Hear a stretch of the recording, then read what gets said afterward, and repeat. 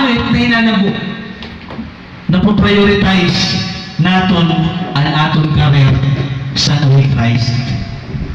So paano ba magiging magkakamay-adahin naman itong nga I can do all things through Christ? Kung sige natin mo buhat yung mga butang pero hindi mo kaupo ni Kristo. Pero itong point ini na tanan magagawa natin pagkasama natin si Christ. Pero ang nangyayari, na-focus kita atong mga career, hindi nga mga butang na hagdiputay lang, hindi nga mga panahon nga, puti ay lang mga panahon nga, may the end, pero ang kinabuhi nga waring katapusan, ato na nga ngalintan. Di ba? Salit, ano ang kaming signal ni Dr.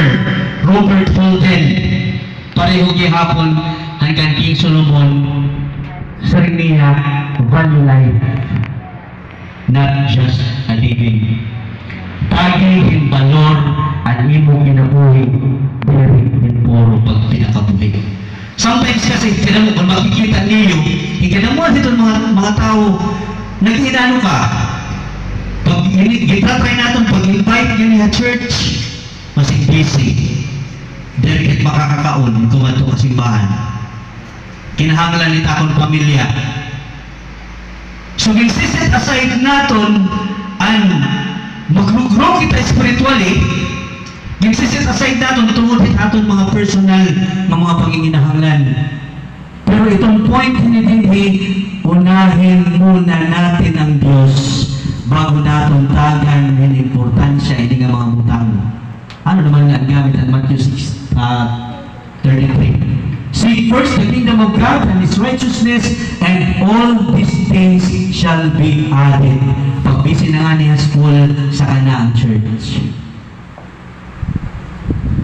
Pag bitin na nga na itong oras at pag pinakabuhi sa kana itong church, sa kana itong Bible study, sa kana itong sharing the Word of God, sa kana itong evangelism. Unahon ko anay ini nga mga butang na kinahanglan nga para ako mga basic needs, food, clothing, shelter. Ang man talaga mga pinapaparak ng mga butang. Kung kaya naman diri kita na alagad na ginuotungod ini mga magpakababarak ang mga butang. Di ba? You know? Hi.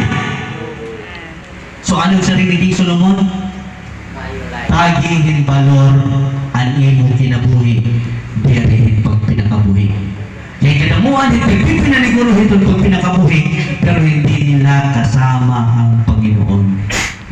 Hindi masama ang magpayaman kung kasama mo ang Panginoon. Maintindihan natin ito yung mga butang, kaya nabitin kita yung sugin ng mga butang. Pag nakaset iti mo oras para Ginoo o para sa Panginoon yan, ang nangyayari, ninanakaw natin pati yung oras natin para sa Panginoon, agi hindi nga mga butang na atong mga pinababarakan. Hello? Hi? Hi? Hello? Ano pa ka mo? Yes. Okay? So, gusto ko lang ang continuation ng kan Dr. Robert Fulton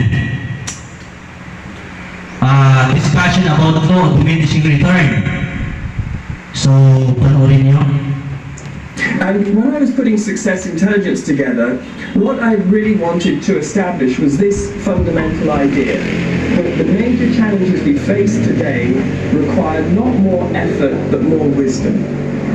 That's where I wanted to begin, because I really felt that we are right now at an age in our evolution where the work ethic is no longer the competitive advantage that it used to be.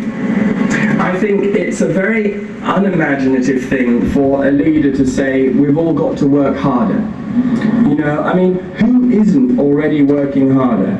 I mean, it's very, very rare for me, with the leaders that I coach, to hear from the leader that they've had to pull somebody aside for not working hard enough. Okay, that's a very, very rare situation these days. If anything, leaders are having to pull people aside to say you're working too hard.